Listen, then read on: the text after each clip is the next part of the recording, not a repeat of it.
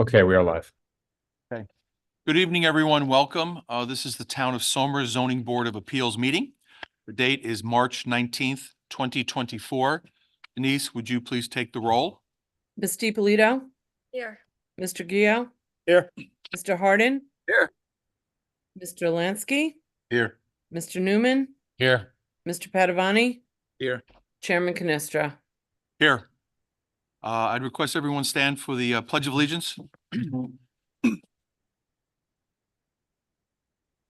I pledge Allegiance to the flag of the United States of America, to the republic for which it stands, one nation, under God, indivisible, with liberty and justice for all. Thank you, everyone. I will make mention that one item on the agenda this evening, that of Matthew and Michelle Hasselman, has been moved to next month's meeting. That is item number 4 on the agenda. So we will not be hearing that application this evening. Okay, so we're going to go right on to the first item on the agenda. This is 3 Narcissus Drive LLC. This was postponed from last month's meeting. I'm sorry, from January's meeting. We didn't have a meeting last month. This is an application for 6 variances for an existing one-family dwelling in an R10 residential district at 3 Narcissus Drive, Mayapack. Someone here to represent the applicant? Okay. Sir, if you could just give us your name and relationship to the application. Yep, my name is Greg DiNapoli. And you're the owner? Yes. Okay, thank you. Could you briefly describe your application to us, what you're requesting? Sure. I purchased the house about over a year ago. Took out some permits. We realized that it had a C of O. Also realized that the property line was in through my neighbors. We redrew all that, had it surveyed, went the whole process with the planning board and the Westchester County Department of Land Records. So it's all been recorded. There's a new deed, new survey for the property, and then working with Tom, we determined I have 6 variances that need to be because the house was built in 1937 or something like that. So just look that up. Just very, very curious. How did you get title insurance or a mortgage loan on the property without them doing title work and seeing a C of O? I have title insurance, but I don't have a mortgage Predates. on it. Yeah. If it's Yeah. before zoning, you don't need a CO. It's not before zoning. The house received a permit to build in 1946. Which is before zoning. No, You're saying our zoning came in the 60s. 45. Really? Yep.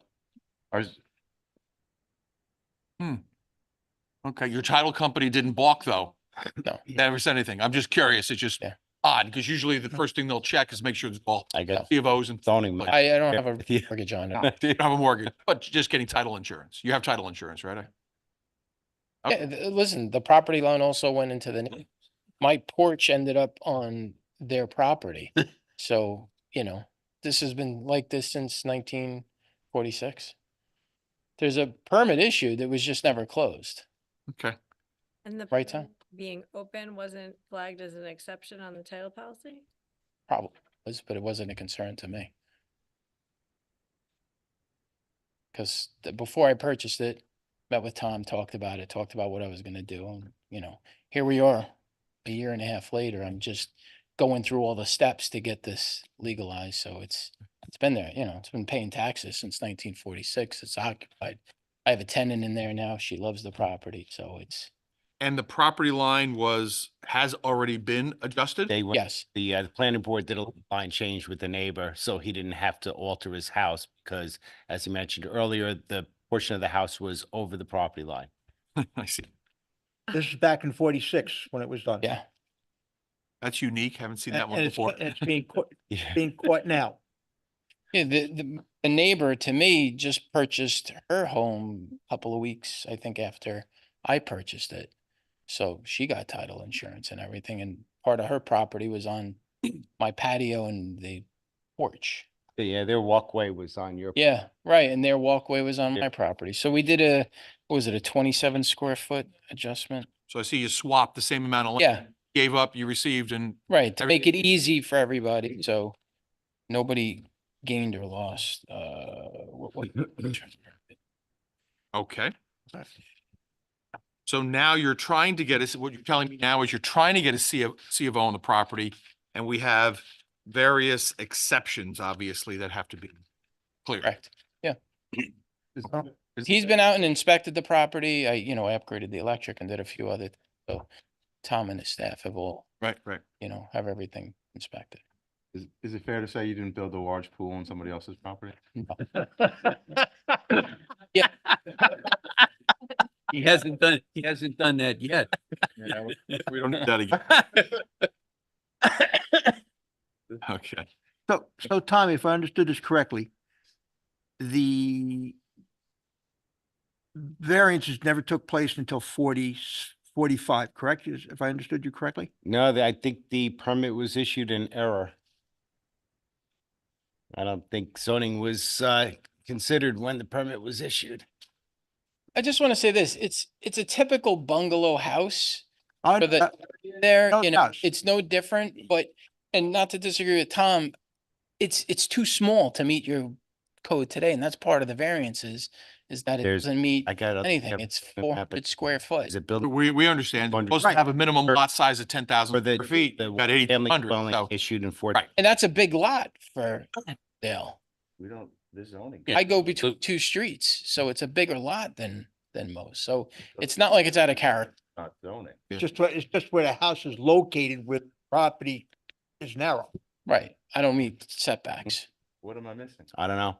So Bart, what's the issue?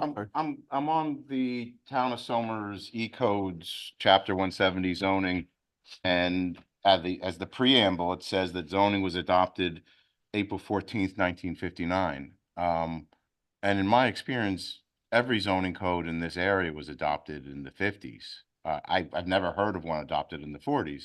And the only reason, obviously this is a pre-existing house, but if you built before zoning, it's not necessary, you don't necessarily need variance, but he's welcome. We have an applicant who's asking for variances, and so we'll hear that.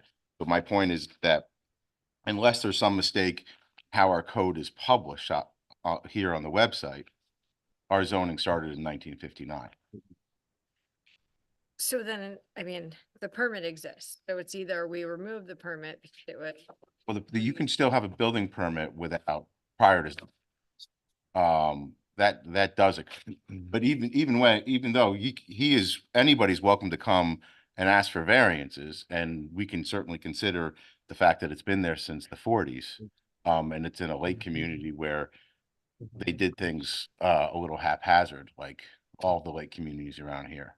And he's just trying to correct the record. So we can hear the application, we can go through it, we can have this have no impact. But my only point is that there's either a preamble issue in our zoning here or that misconstrue somewhere. I mean, I think if I were the owner of this property, I would want the variances because of a seller. I'd rather have these issues cleared up. Right. Well, But, it comes up on title then as an existing CO, and so it's better for him. So, and he's here.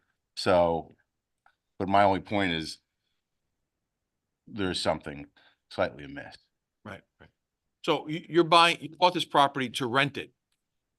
Are you gonna do renovations and flip it or anything, or you're just gonna hold it? No, I've done the renovations already. Okay. And I haven't altered the size or anything else. Part of it was I had an architect come in and draw existing conditions so he could see existing Yeah, conditions. no plans whatsoever in the file in the house. Right, so I brought existing conditions. I had an architect draw it. Didn't change any walls, I upgraded the electric service. I put a new kitchen in, redid the bathroom, so it was just plumbing work that I did there. So there's Paint, a wall, floors. fire underwriter inspection on the. Yes. Yes. How about the Westchester County for the septic fields? Yeah. I've asked them 4 times. They don't even acknowledge your receipt of a, Board of Health. the Board of Health is. They've been I, really. you only allowed to fax them. So I faxed them 4 times. I have it.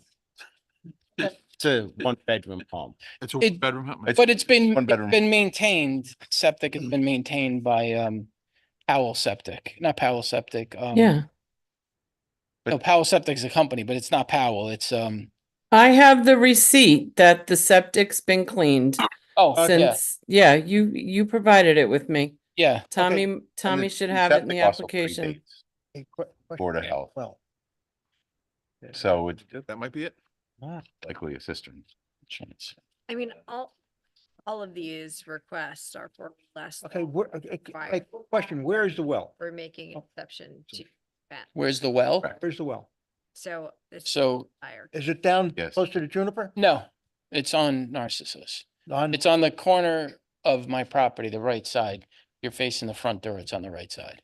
okay, so theoretically, the reason why I'm asking is because if there's a failure with the septic, you have plenty of room to put additional fields in. 100%. I got the whole backyard. That's what I'm looking at. That's why I'm asking.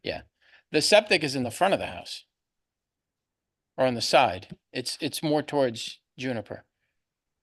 It's more towards Narcissus. So So, then, in the sense of the current code, I'm just using current. Yeah. Between the well and the septic field, you need 100 feet.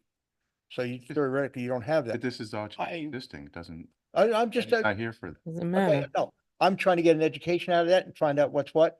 I know that's not gonna put change the difference of my vote. I'm asking for just education purposes of the piece of property. Okay. That's all. so my well is shared with the neighbor. As typical with a lot of those houses. I know other people that do too. Yes. So I'm no different there than anybody else. It's on my corner with the neighbor that I share it with. He shares it. This is still listed in the tax assessor as a seasonal year-round, seasonal usage, I believe.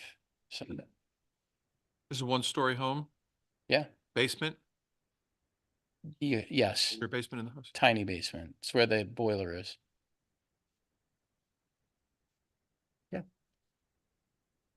So the variances you're asking for here, Yeah.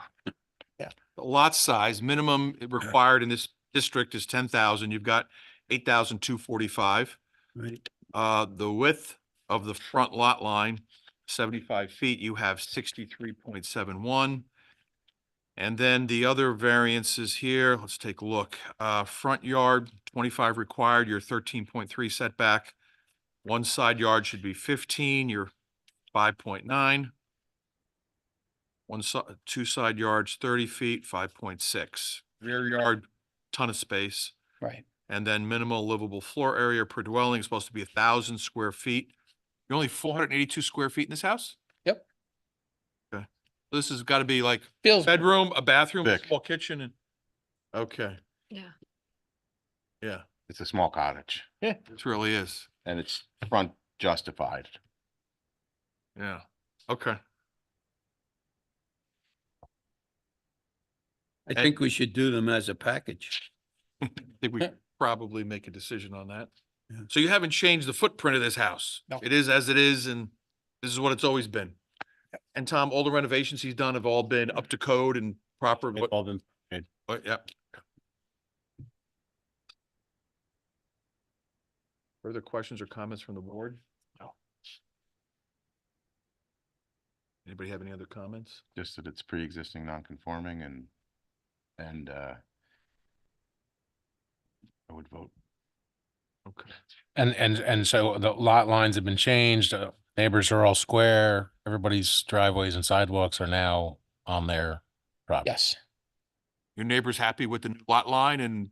yes. everything's good Yeah, with like I that? said, she moved in a couple of weeks after I bought it. Right. So, If I look at the house from the street, it's the house to the right that did the lot line change? Up the hill? Yeah, Or si- down the hill. Down the. Down the hill, they're the pie shaped lot on the corner. okay. The one that I did the lot line change. Their name is on this. Now, it seems that your driveway is on Juniper, but your address is Narcissus? No, it's the other way. No, they're on Narcissus. Up here. Just Right down, Jane. Yeah. This is the house. the house. I'm gonna put this up. Oh, I see. I'm looking at the wrong house here. All right, there's two houses on the property here. A triangle, yeah. No, there's a shed. Right, but I'm looking at the other house that you swap lot lines with. The one that creeps back with a, Okay, This is my neighbor. okay, So my old property line went across here, this dotted. right. So your neighbor was the one who was over property line. Okay, your patio and porch were over the line. Yes, this. I dotted see. line was the old property. I see. So you're My slanted. patio and porch was on their property. and their walkway- Sir, at the podium, can you please turn the microphone towards you? Oh, yeah. Oh, sorry. Yeah, you could top of it. So what I was saying was my porch and patio and walkway here were on their property. Their Right, I see. walkway to Narcissus was on my property. Okay, Right, so this is the neighbor, Yeah. this is me, this shed is. Yeah. It was never permitted, that shed was permitted.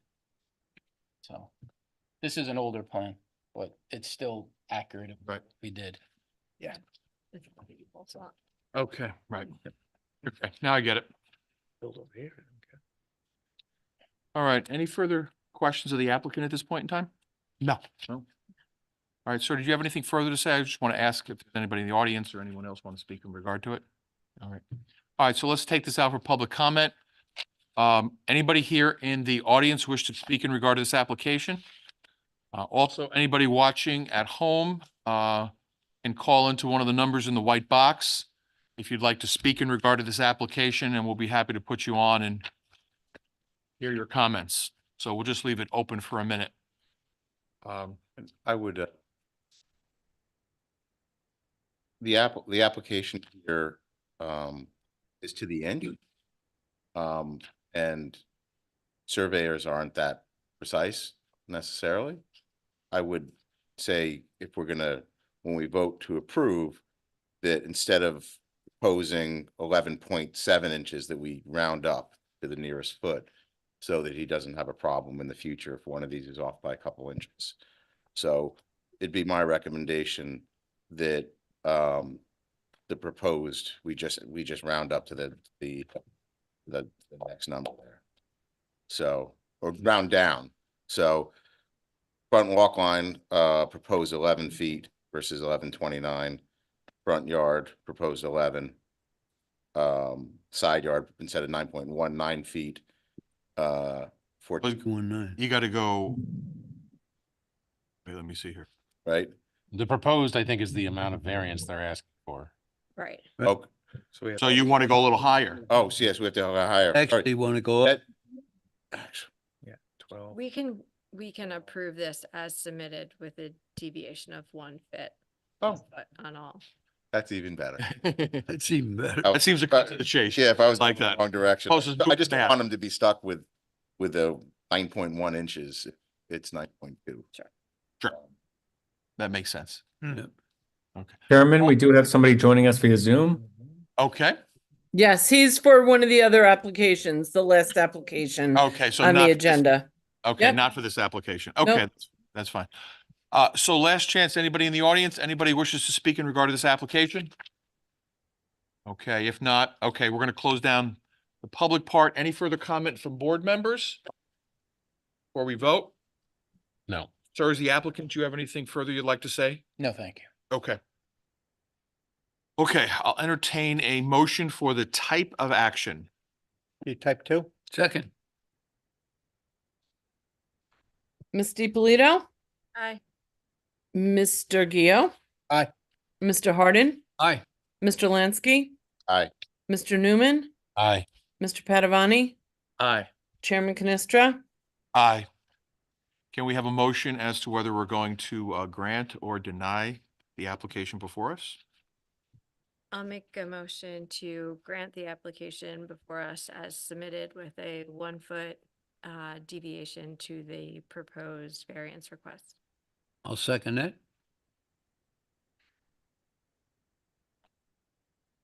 Ms. DiPolito, Aye.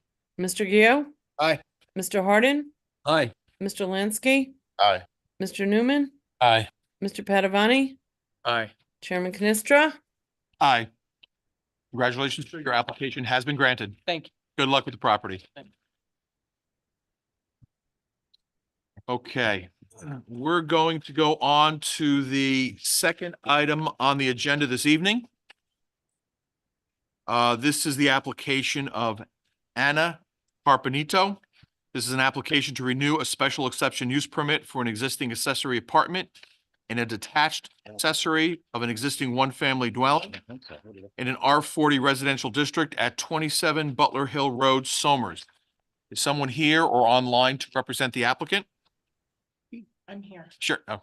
Can you please give us your name and address? Anna Cognito, 27 Butler. Okay. And you have an accessory apartment already in place. You're here for the 7-year For the 5th time. 5th time. Okay. It's very nice for you to keep going like that. Okay. Just want to look over some of the forms here. We have something new. How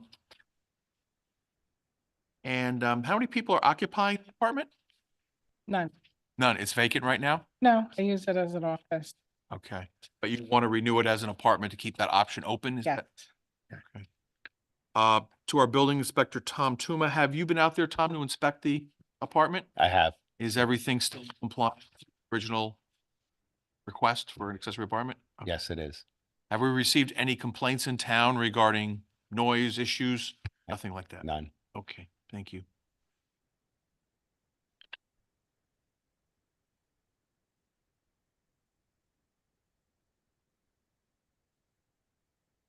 We don't have square feet listed here. Do we know what that is? It's on the piece of paper I handed out to I might have missed that. board. Yeah, there was a second one. No, there we Here. go. There we go. So it looks like the apartment is 864 square feet. So it's a little bit over. Accessory apartment is supposed to be between 500 and 800 square feet. Is that the only exception here? Mm-hmm.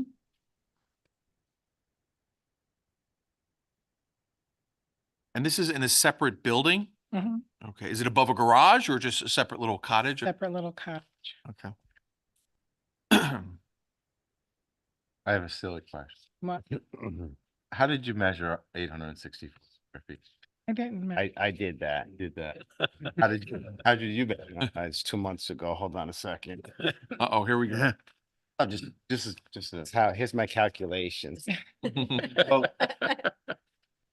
I'm thinking about ladder discussion. Yeah. So I wanted, I thought this would help a little.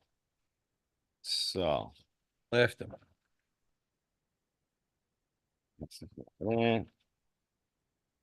Each room was measured wall to wall. Mhm. The floor area, including the bathroom. Including bathrooms and closets. Yes, So you did an entire square footage. yes, Okay, So not just live, but correct. Not habitable. not having. And we didn't take into account ceiling heights or anything like that. Um, Well, you wouldn't have to unless for- it's like a half story. yeah, Oh, where it is. there's a second floor, which is it called a loft on the plan or? I spoke too soon. I'm not sure, but it has the ceilings that go down Yeah, an angle. You know, square footage of a building is measured from the outside of the building, but this is, historically, this has always been an interior measurement. historically, we don't have calculated. There's been several people interpreting that Right, over the years. right. If you sell a business, a building or rent a building, you know, you measure it from the exterior walls, you know. That's how that's assessment for assessment purposes. That's how. That's how it's done, right? That's total square footage including. Yeah. Okay, but this is an interior measurement, so, which, So you would have included for perhaps in this, are there any mechanical rooms or anything of that Yeah, this Sort- basement. It was in the basement? Okay. was the plan. But you're not including the basement, obviously. It just has the heater. Yeah, and If it's Yeah. shared service, That was- you wouldn't necessarily. It's include- unfinished area that was not Gotcha. in the in the calculation. Doesn't space usually have to be heated to be considered in the square footage? I mean, isn't that, like, if you have the square footage of a house, you don't include unheated garage or unheated basement, isn't that correct? Well, depends on for what purposes. Yeah, so we'll work on that later. Okay. All right. Let's not get into the weeds on that too much. Yeah, okay. Yeah, All right. it was just a question. Okay. But I have a question, because I heard you say something about zoning in 1950. The houses were built in 1940. Does that make any, trying to see if I can avoid coming here every I'm here 40 Oh, years. yeah. 7 year, Well, 7, no matter what, Kind of stuck. no matter when it's, You had it. that's just the, So it's your question is two-part, right? So if you are pre-existing, non-conforming, and it's a two-family, there is an argument that you predate and you would not be subject to zoning. But that said, you've applied for a special exception use permit, and that use permit has now created a certain. I never situation. applied for it. Well, somebody did, right? Well, you've had it. You've had a, I mean, the town told me that I had to do that. so yeah, so you've done that and now you're renewing it. And we're just reviewing that renewal. Right, but I've asked the question from day one, so I really never, I get what you're saying, Yeah, but I'm just saying I've never said to the town, oh, I want to renew this. That's not how it went.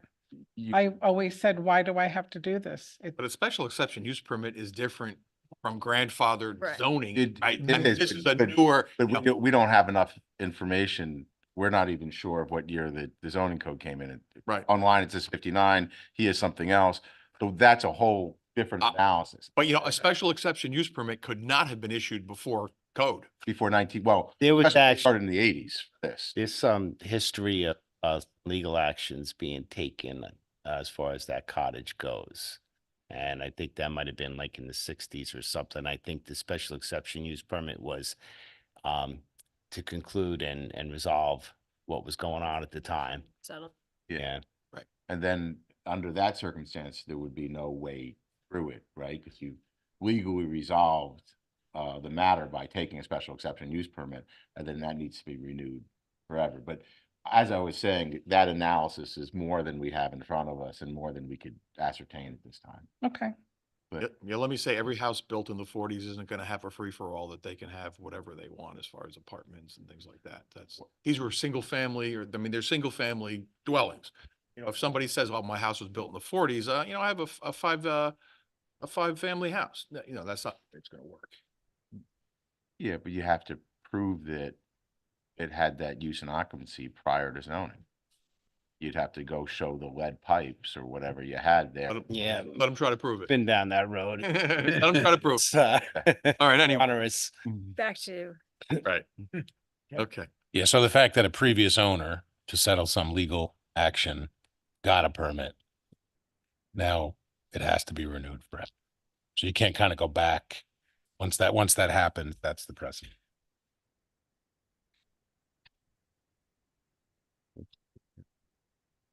I'll see you in 7. You like seeing us every 7 weeks. Uh, Okay, so any further comments or questions to the applicant before we take this public?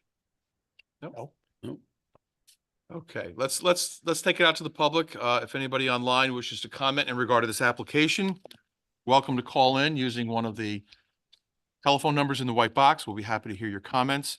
Does anyone here in the audience wish to speak in regard to this application? Okay, so we'll just leave it open for a minute. Ma'am, did you have any further comments or questions? No. Or issues or anything? No? Yeah. Okay. You're using it as an office right now? Is Yes, that what you're doing? Okay. correct. Okay.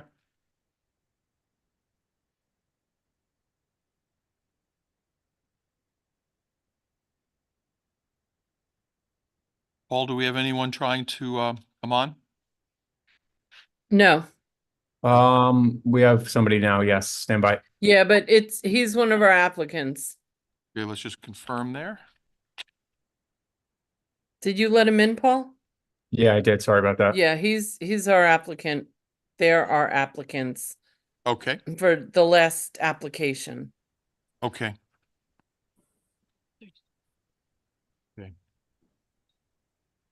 Okay, so any further comments from the board? Questions, issues? No. And did you have anything further you'd like to say before we vote? No, Okay, okay. Okay, can we have a motion as to the type of action? Type 2? The second? Ms. DiPolito, Aye. Mr. Gio, Aye. Mr. Hardin, Aye. Mr. Lansky, Aye. Mr. Newman, Aye. Mr. Padavani, Aye. Chairman Canestra. Aye. Thank you. Can we have a motion whether we're going to grant the 7-year special exception use permit for an accessory apartment? I move that we grant the special exception use permit. Second. Ms. DiPolito, Aye. Mr. Gio, Aye. Mr. Hardin, Aye. Mr. Lansky, Aye. Mr. Newman, Aye. Mr. Padavani, Aye. Chairman Canestra. Aye. Congratulations, your application has been granted thank you. for the next 7 years. Thank Yeah, Thank you. 7 years. Yes. Okay. I'll we're be gonna- in touch, Cookie. Okay, we're going to go to the next item on the agenda. The application of Russell and Lisa Hom. This is an application to renew a special exception use permit for an existing accessory apartment on the second floor of an existing one-family dwelling in an R40 residential district at 1 Delray Lane, Yorktown Heights. Someone here to represent the applicant? Sir, if you would please come up and give us your name and address. Russell Hom, 1 Delaware Lane, Yorktown Heights, 10598. Good evening, sir. Eden. And you are looking to renew this application. Is the apartment currently occupied? Yes, Okay. How many people reside there?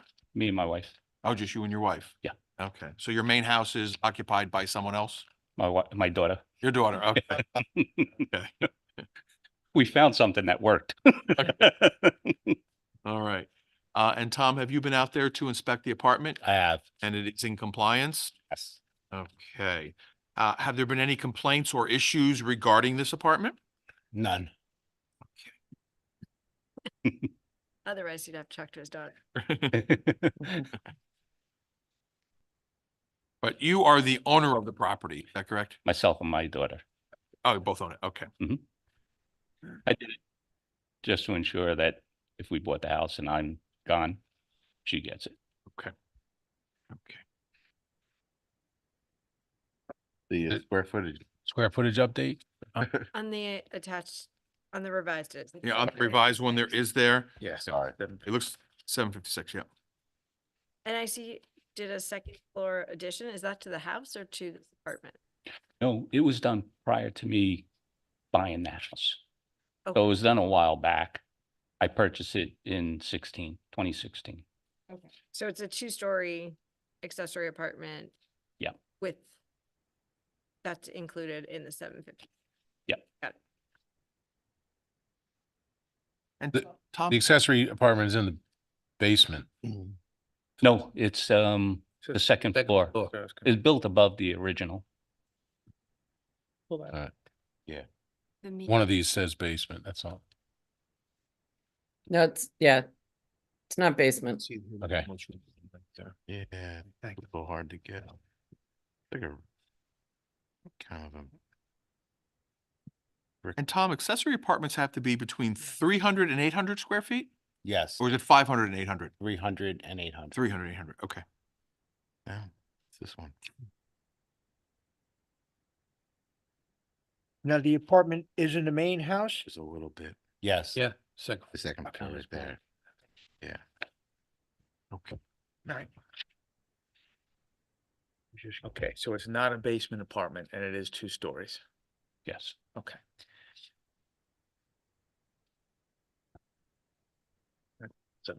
So there's no, it's just a. I see that. It's just a use. renewal. Okay, Okay. any further questions of the applicant? Sir, is there anything you'd like to add at this time? Okay, so let's take it out to the public. Once again, there's no one here in the audience to speak, but let's see if anyone online has any comments in regard to this application. Once again, you can call in using one of the numbers in the white box, then put in the Zoom meeting ID number, and we will be happy to hear whatever you have to say. We'll just leave it open for a minute. And sir, it looks like this is the fourth renewal of this. I think. Okay. I'm just going by my second time I got here. When I first put it, they said I had to go within 6 months. Yes, a new And- owner has to do that. Exactly. And then And then here's my 7-year itch. Okay. I asked about Good. getting rid of the itch, but it didn't work out. No. And this is built, the other non-compliant part is it's built after 1992, but when we get to where there have been multiple permits issued prior, we're not. Well, the main house was built, Eight. yeah, and it was improved with a partial second floor addition. Okay. In that year. I don't have that. It's a fair point. I would think that the code would have, it's saying it needs to be built before, I would imagine it would be the apartment. But that said, once it's been approved by us, I wouldn't go back through that. Correct, yeah. Okay, I think we're gonna close down. Paul, we don't have anyone coming on to comment? No, we do not. Okay. So we're gonna close down public comment then. Last chance, any discussions, comments from the board? No. Sir, last chance, any comments, questions you have? You're good. Go, okay. Can we have a motion as to the type of action? Motion type 2? Second. Ms. DiPolito, Aye. Mr. Gio, Aye. Mr. Hardin, Aye. Mr. Lansky, Aye. Mr. Newman, Aye. Mr. Padavani, Aye. Chairman Canestra. Aye. Thank you. Can we have a motion whether we're going to grant the 7-year special exception use permit for this apartment? I'll make a motion to grant the special exception use permit. I'll second that. Ms. DiPolito, Aye. Mr. Gio, Aye. Mr. Hardin, Aye. Mr. Lansky, Aye. Mr. Newman, Aye. Mr. Padavani, Aye. Chairman Canestra. Aye. Thank you. Congratulations, sir. Your application has been granted. Thank you. Thank you very much. Nice seeing you. I'll be in touch, Mr. Hahn. As previous, we're gonna go to item 4 on the agenda. As previously mentioned, the applicant has requested a carryover to next month, so we're gonna put item 4 aside. Please everyone keep their packet so that we can handle that.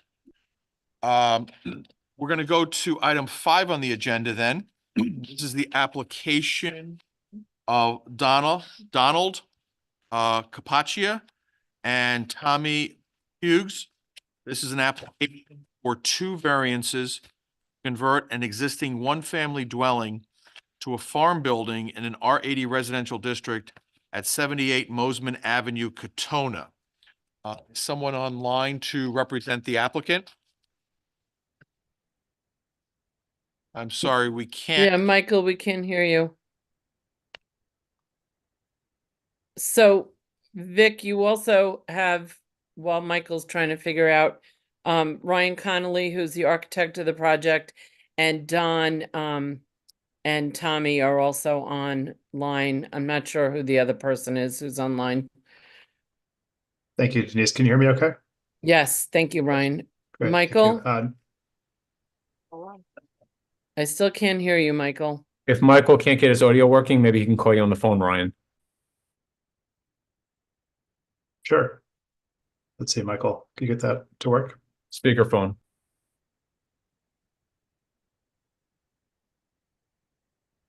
Yeah, still can't hear you.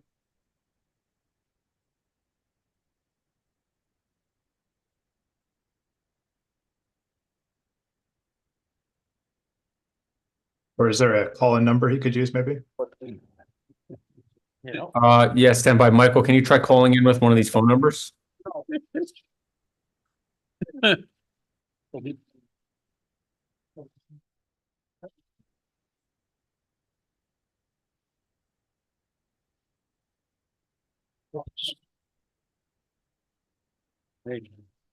not, I mean, Close as you can get.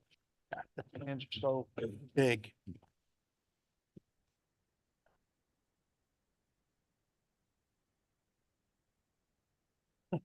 So Michael, after you call the phone number, just enter the meeting ID, which is in the center of the page, the 599-874-6566.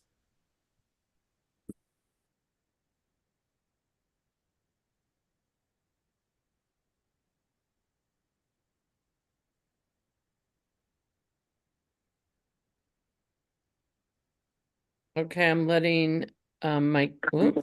Where'd it go? So Michael, Computer.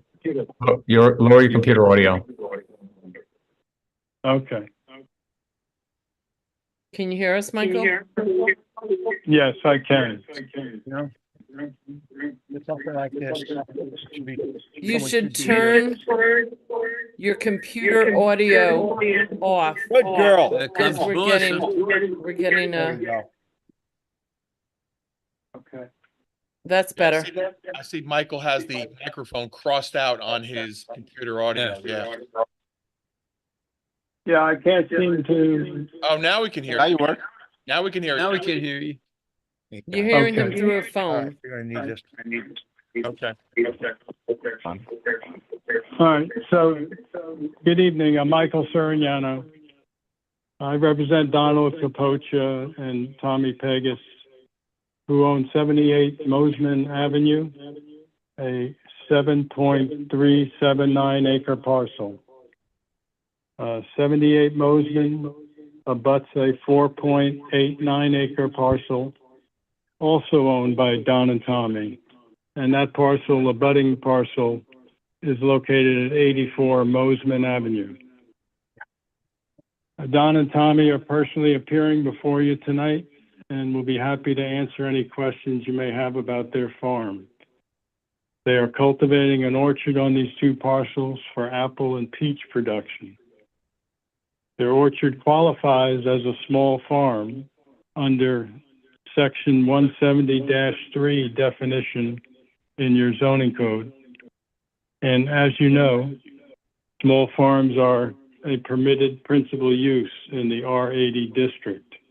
And that's under Section 70-10C.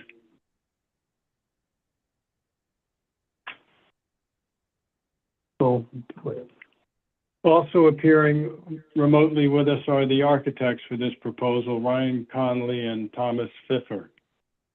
Tonight, we are requesting two setback variances needed to convert the former residence on 78 Mosman Avenue to a farm building to store fruit and process it for sale off premises. Apples and peaches grown on the farm will be processed and packaged inside this farm building. Apples and peaches, cider, jam, applesauce, and baked goods will be prepared in the building and then shipped or trucked off-site for sale to local or metropolitan area food pantries, bakeries, and food stores. The farm will not be open to the public, and there will be no retail sales on the property or from the property. The former residents comply with all setbacks in the R80 residence district. This structure has been in this location on the property for the past 67 years, having been built in 1957. However, once we convert it to a farm building, your zoning ordinance requires a minimum setback from any property line of 100 feet. And as you can see from the zoning compliance checklist we submitted, our converted farm building will be 40 feet, 3.5 inches from the side lot line, where 100 feet is the standard for a farm building. Thus, the first variance relief requested is 59 feet, 8.5 inches for this side lot line setback. As you know, the normal side yard setback is 40 feet in the R80 district. Likewise, our farm building will be 55 feet from the rear lot line, where 100 feet is the standard for a farm building. Therefore, the second variance being requested tonight is 45 feet for this rear lot line setback. The normal R80 district rear yard setback, as you know, is 50 feet. So this enhanced 100-foot setback that is what's bringing us before your board tonight is found in your zoning code's definitional provisions. Section 173-3 defines both farms and small farms. Tommy and Don's farm meets the definition of a small farm because they have more than 5 acres but less than 50 acres in agricultural production. The height and setback requirements for farm buildings are the same for both farms and small farms. And I'm quoting now from the definitional section. No farm building shall exceed 25 feet in height or be nearer than 100 feet to any street or property line. Our proposed farm building meets the height restriction of 25 feet, as it will be 21 feet 6 inches at its highest point. However, for the reasons already stated, our farm building cannot comply with the enhanced 100-foot setbacks from all property lines, given the structure's location for the past 67 years. We meet and indeed far exceed the front yard setback and our easterly side yard setback. The farm building will be approximately 700 feet from the front property line and 500 feet from the easterly lot line. We are also far below the allowable building coverage of 7%. We'll be at only 2.6%. And we will be even further below the allowable site coverage of 15%, with a site coverage of just 2.8%. I point out these low coverage figures to illustrate that our farm use will involve only a small fraction of the building and site coverage allowable in an R80 district. I'm going to now turn to our architects and ask them to put up their plans and some Google satellite photography for the board, and to point out the separation distances from the farm building to our nearest neighbors. Ryan, you want to take over?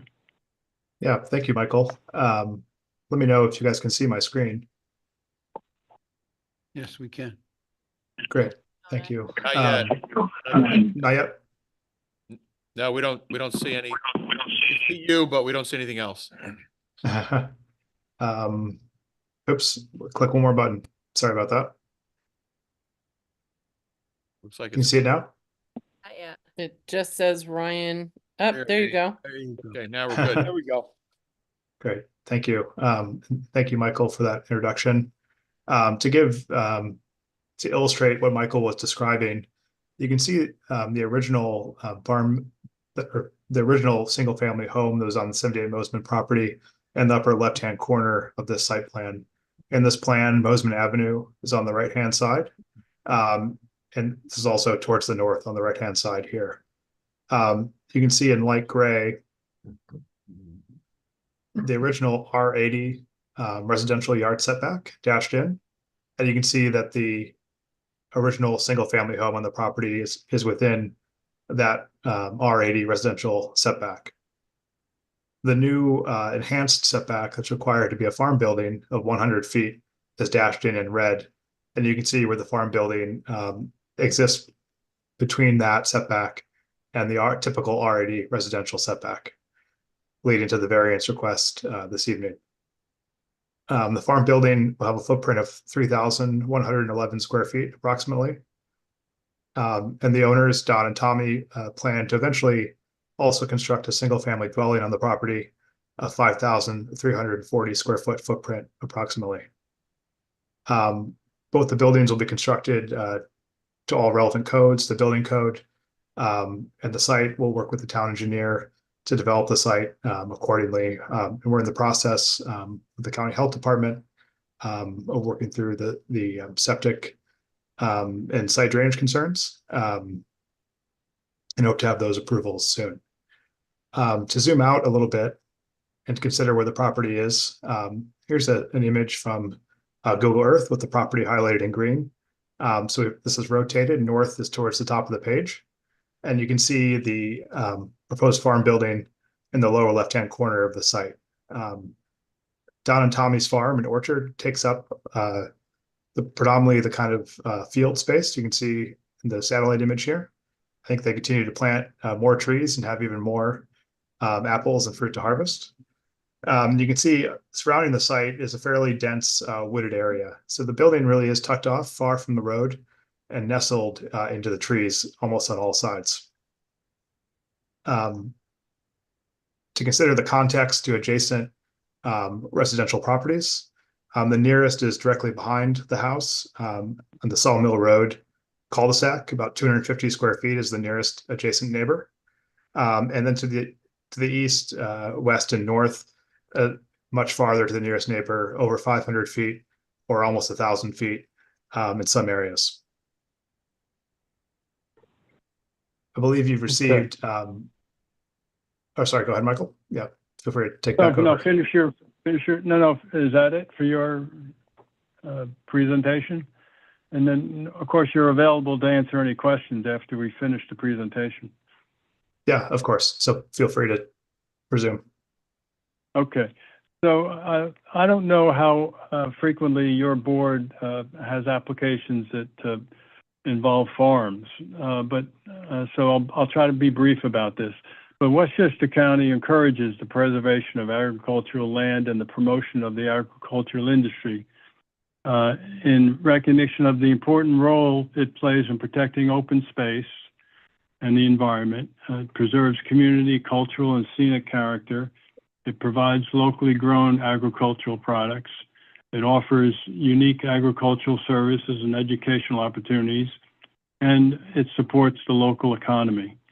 And because of these policy positions of the county, Westchester has implemented a number of programs and initiatives to protect its remaining farmland and new farms, and encourages a strong agricultural industry, including one of the things the county did was create the County Agricultural and Farmland Protection Board.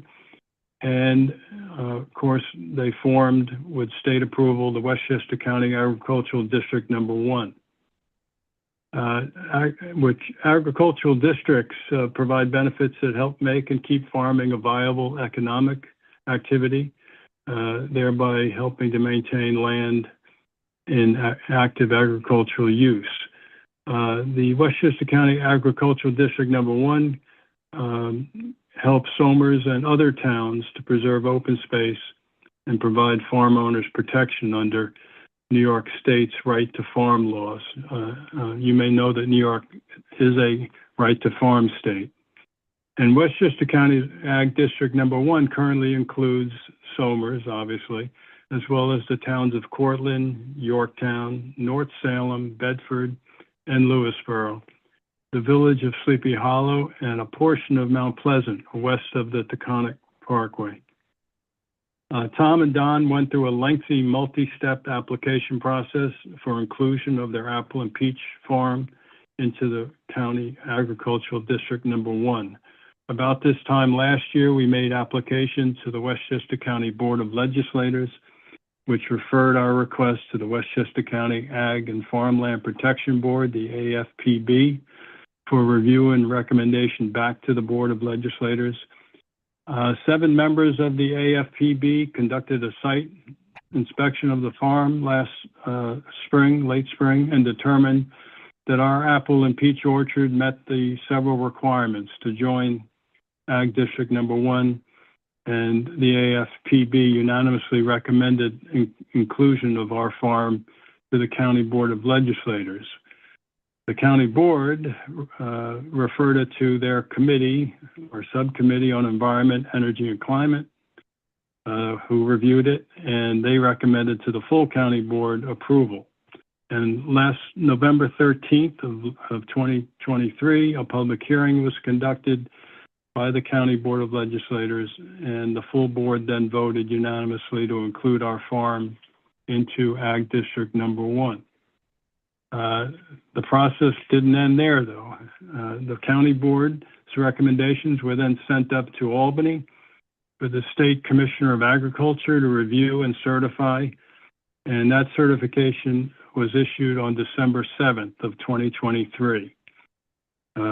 Thus, after going through this rigorous process, Tommy and Don's farming operations are now included in Ag District Number 1. To achieve this protected farm status, we had to successfully demonstrate compliance with many requirements, and I'll try to go through them quickly. Their farm operation meets the 7-acre minimum area, and their farm has a minimum of 10,000 annual gross sales value. Their 2 abutting parcels function as a single farm. That's 78 and 84 Mosman. 3, their parcels are capable of supporting agricultural activity. The soil types were investigated and found to be conducive for growing apples and peaches. 4, their ag activity on each parcel of land constitutes a minimum of 51% of the land area of the parcel. And the agricultural activity also constitutes a minimum of 51% of the annual gross sales value generated on the parcel. And lastly, Don and Tommy demonstrated that they employ sound agricultural practices to protect environmental resources, and their farm operation implements agricultural best management practices. As I noted earlier, New York is a right to farm state. It's found under Article 25-AA of the Agricultural and Markets Law, which was adopted in 1971 by the statewide for the state of New York. And that was for the stated purpose of protecting, conserving, and encouraging the development of New York's agricultural lands. And to foster the socio-economic vitality of agriculture in New York, the New York State Legislature gave county legislative bodies, like I just referred to, the power to create ag districts.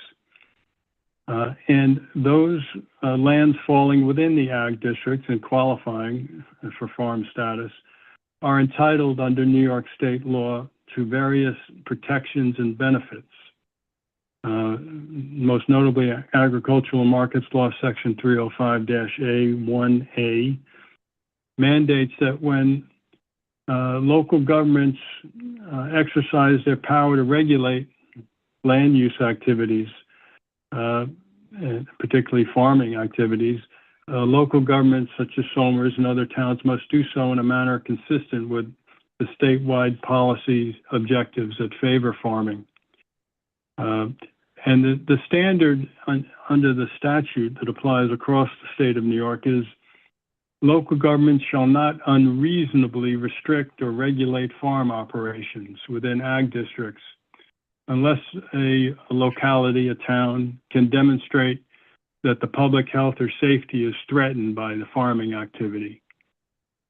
And farm operation is defined by state law, Section 301, Section 11, subsection 11, to be the land and on-farm buildings, equipment, and practices which contribute to the production, preparation, and marketing of crops. And again, under state definitions, crops, livestock, and livestock products are defined under Section 301 to include fruits, including apples, peaches, grapes, cherries, berries, and tree nuts.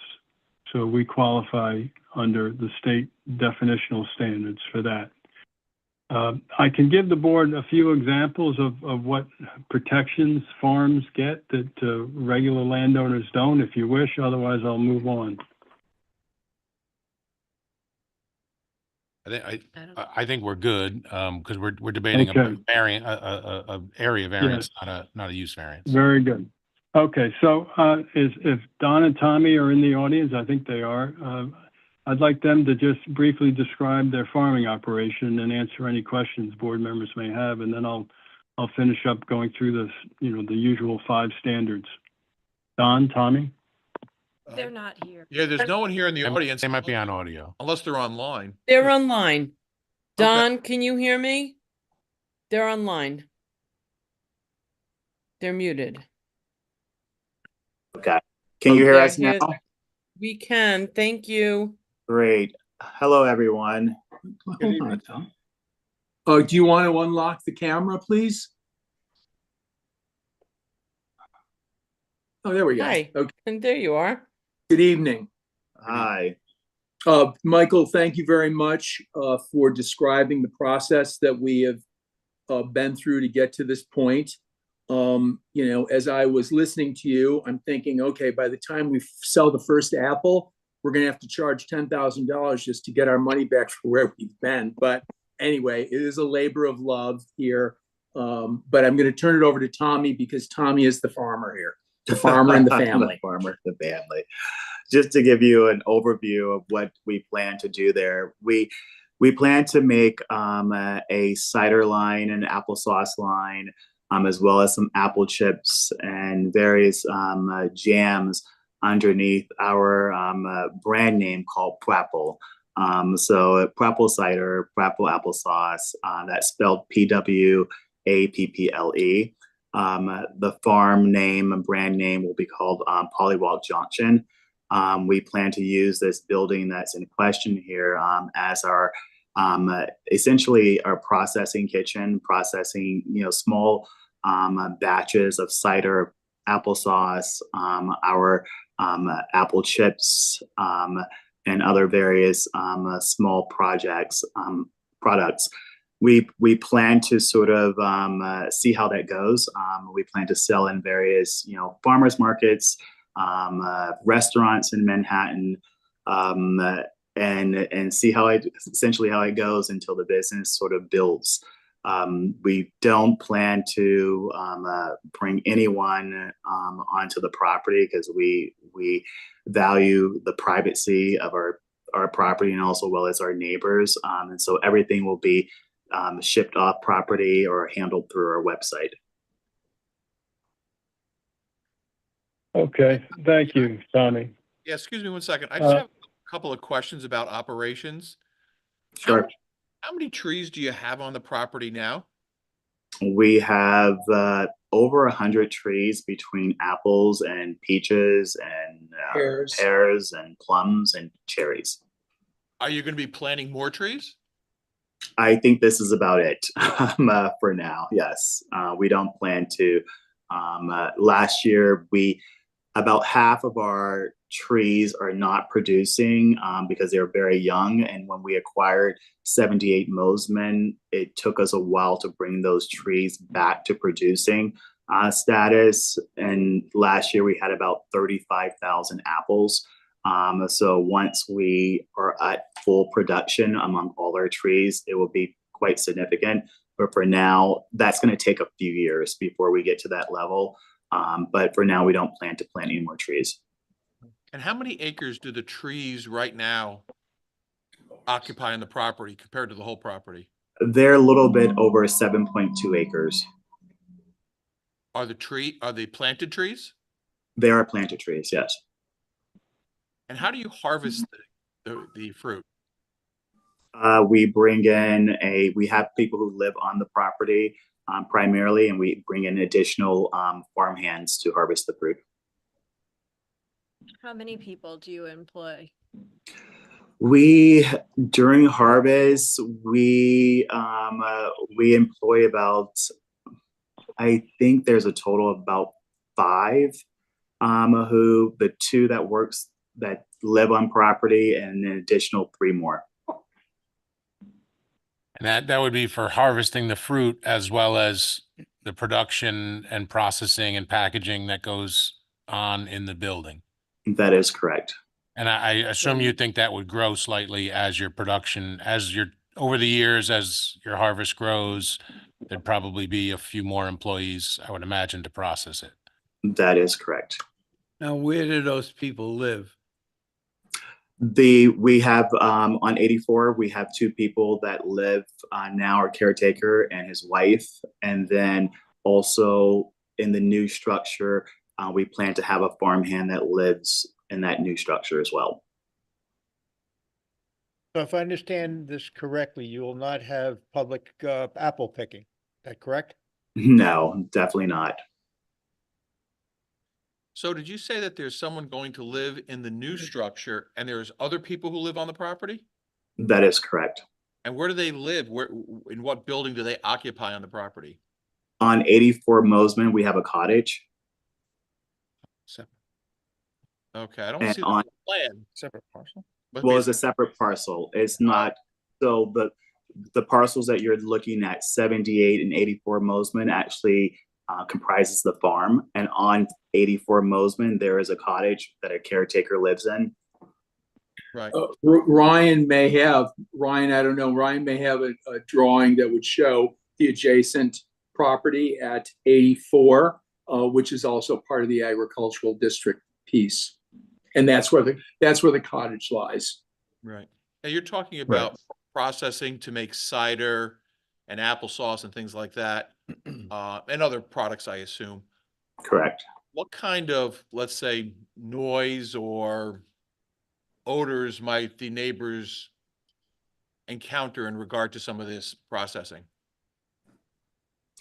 We have a press, but the press are usually very silent. They're manual presses. They're not electric.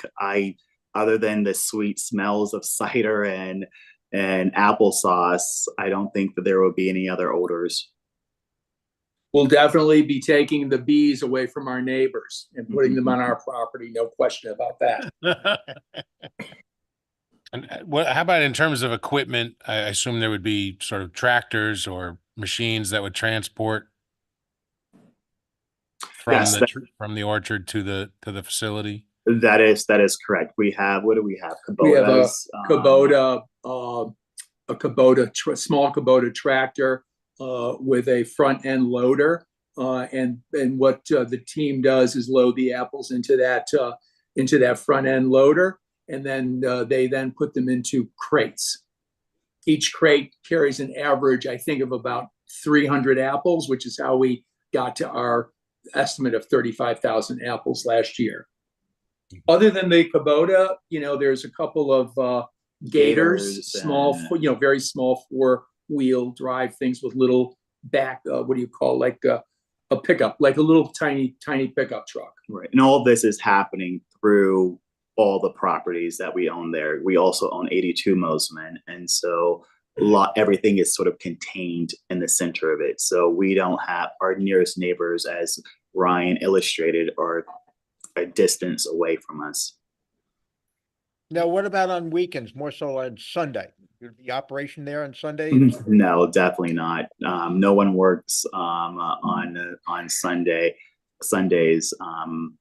and any type of operations as related to apples or processing.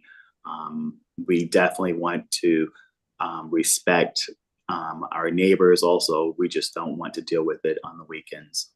Because I do know you were in front of us once before, we were an immediate neighbor with the tennis court, if I recall correctly. And I will say that you definitely worked with your neighbor, and I have to say it's very nice to see that you were very cooperative with your neighbor. Yeah, we sent she and her entire family to Iceland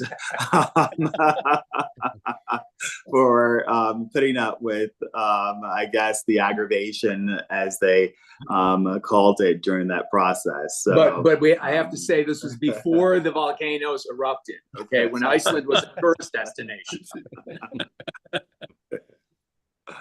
I think we also did a frontage variance at this particular lot. Now, does harvesting only occur in the fall here? I mean, apples usually are harvested in the fall. Is that kind? I mean, you probably only have a 2-month window for harvesting, or 3 months, maybe something like that.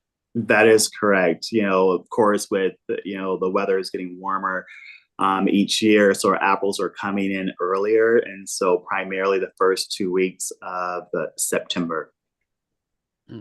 Are there activities though all throughout the year on the property, or you just harvest, process, and then you're done maybe in a 6-month period, and then it sits idle for 6 months? Is that what goes on?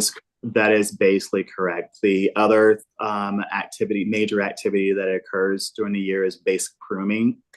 Pruning occurs, it used to occur in January, but because of the warming weather, it's now occurring.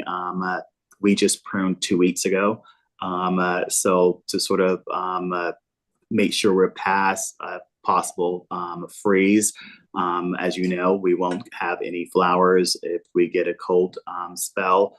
And so other than pruning, we do have occasional maintenance such as, fertilization and different feeding of the trees, which we use an outside company to handle this. They probably know. I know, Save a Tree. Save a Tree. And you probably, I'm sure all you guys probably are familiar with Dan. Dan used to be our tree guy.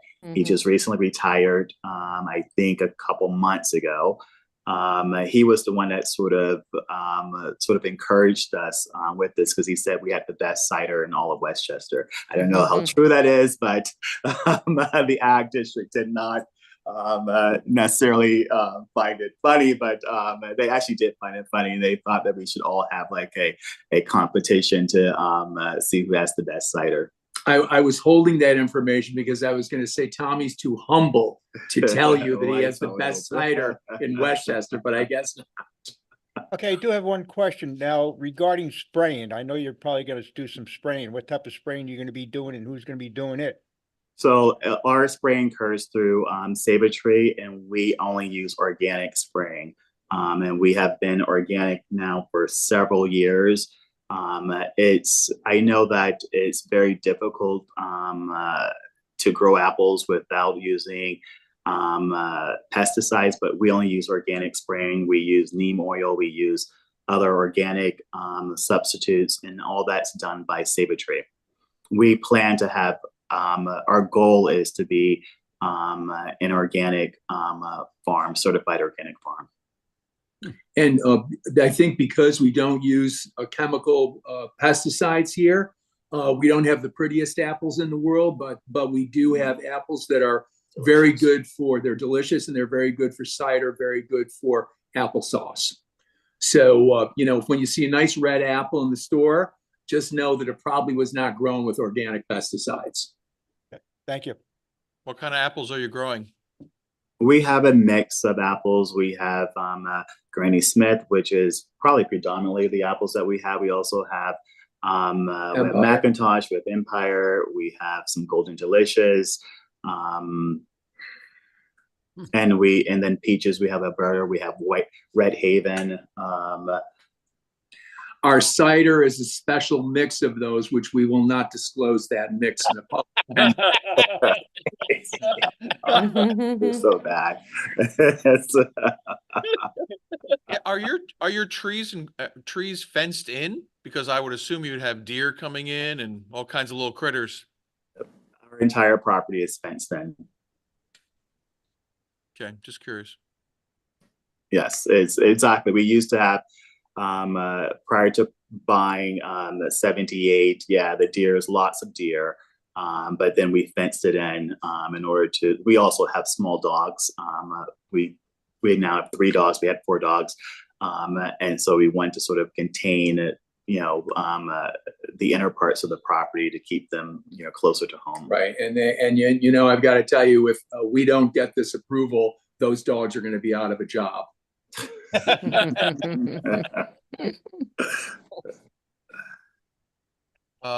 Question for the architect.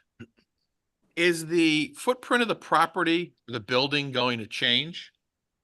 It looks like it is, because I do see that the variance, or I should say the actual versus the proposed, is changed in one location. So it looks like you're going a little closer to the property line. So I assume that there's a footprint change. Yes, we're proposing a slight footprint change to extend the rear of the building, that rear wing, by 20 feet. So it's still within the original R80 zoning setback requirement. And so, I think in figuring out the space requirements with Don and Tommy, it seemed like we needed a little more space. And so we wanted to make sure we included that most up-to-date footprint in this application. Are getting 20 feet closer to the property line. I saw that. Can you go in a different direction? Or is that where you really want to see the increase in the building? I think in terms of the layout of the building, it made the most sense to us to keep the front of the building, facing downhill, and kind of keeping that facade. And then also we've got on the easterly side will be primarily where those, the gators and things are coming and dropping off the apples for Don and Tommy. And so that really seemed to be the the natural place to extend the building. Yeah, we have an grade elevation change that's pretty significant from the back of the proposed footprint down to the front of the building. So we're trying to keep costs at a minimum, and going out to the front would require us elevating from the existing grade, and I think that's also where the septic field is. I'm And not also sure. the orchard is And there the too, orchard is yeah. there as well, yes. No, I will say I have to go along with you. 'Cause I know the property very well. I remember the previous owner. Matter of fact, I did work with the previous owner, so I know the property well. Matter of fact, there were even sheep there at one time. Sheep, oh my goodness. Mhm.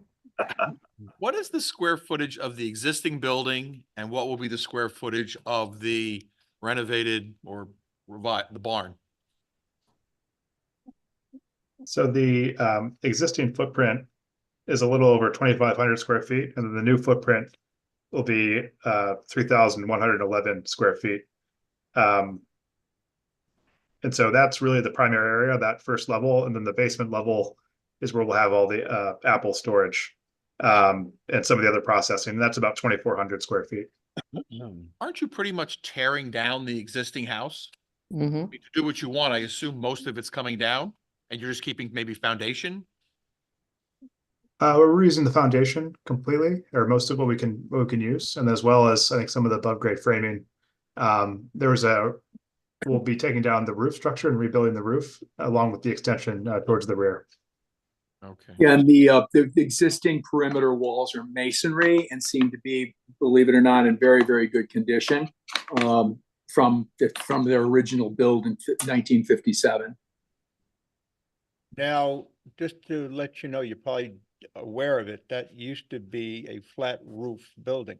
Yeah, yes, we are aware. I didn't understand how big it was. You said footprint, the architect said footprint versus square footage. How many square feet is it? 25, but it's gonna be. No, but that's a footprint. So That's the footprint, that's not the that's building. footprint is 1 floor. If it's 3 floors, then it's 7,500 square feet. Sorry, it's essentially one floor along with the basement. That's why in my mind, it's kind of interchangeable number to clarify. Okay. Thank you.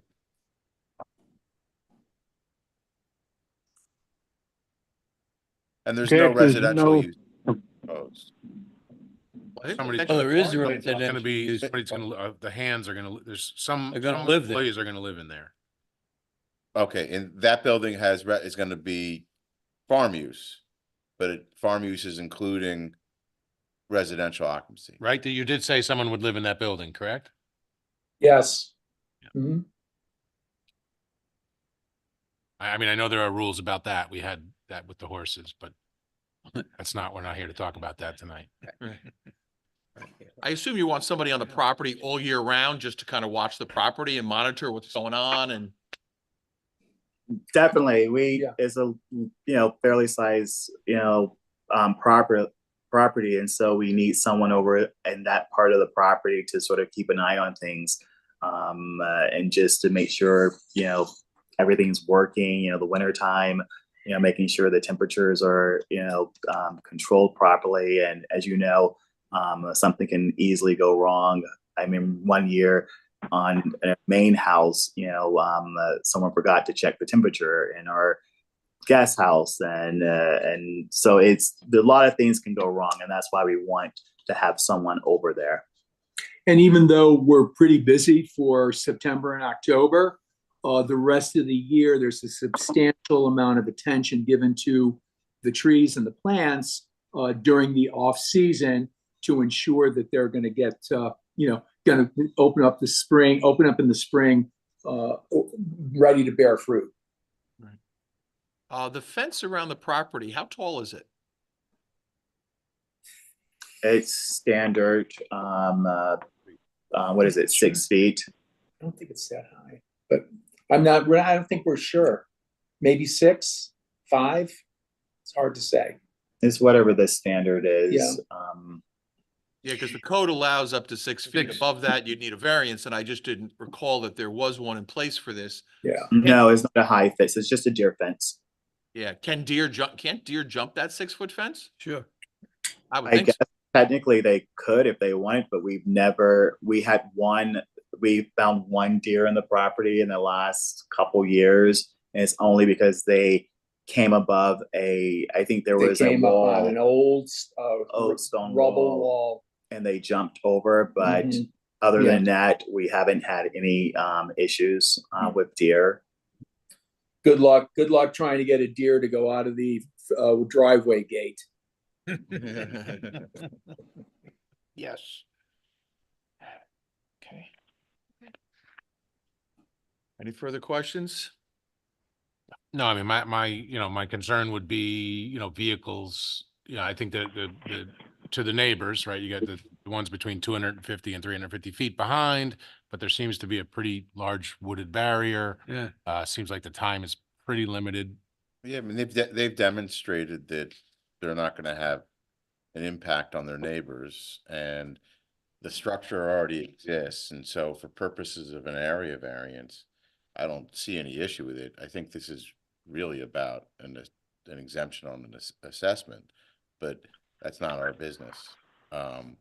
So I'm in favor of, Well, right, but my concern would be that, noise, et cetera, but there's vehicle traffic. they're not gonna be, they're picking apples on 100 trees for 2 or 3 weeks a year. Right. And it's inside the property, and the building already exists. So, and it's already gone through the process of having the agricultural designation. So there's not, at this point in time for us, there's only a question of whether or not granting a variance on this structure to take it from residential to farm use. And it's gonna have residential in it anyway.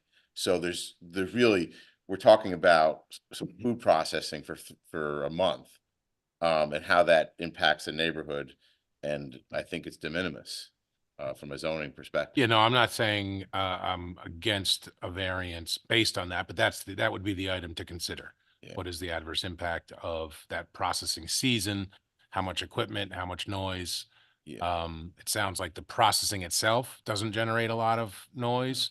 I would imagine there'd be a lot of tractor trips back and forth to that building for a few weeks, which could be a slight nuisance, which is why there's a 100-foot variance for a farm, because you want to keep that for a small farm, because you want to keep that kind of activity a little further away from the neighbors. That's the point we're considering. I'm not saying it's Fair. reasonable. It's not saying it's an unreasonable request. I'm just saying that's what we're considering. In their favor, there are no immediate neighbors right there. Hmm. So they're several hundred feet away. I think There's three neighbors directly behind that structure, 250 to 350 feet. Yeah. Yeah. Football field away, yeah. Yeah, I mean, if they were really close on the property line, the neighbors, I think I'd be more concerned about the processing and the noise, but this does seem like and there seems like there's a lot of trees and foliage there Very in good between them. buffer. Yeah. Any conversation with those neighbors that are directly behind that building by any chance?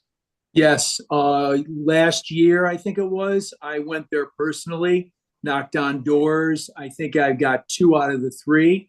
I described to them what we were going to be doing, and they weren't even aware of the fact that we were operating informally as a farm by growing apples and harvesting them. So they seemed to have no issue with it at all. Great. And of course, they would have been notified of this meeting and had a right to come and speak in regard to it or comment if. And I have heard from absolutely no one. Okay, thank you, Denise. You're welcome. Okay.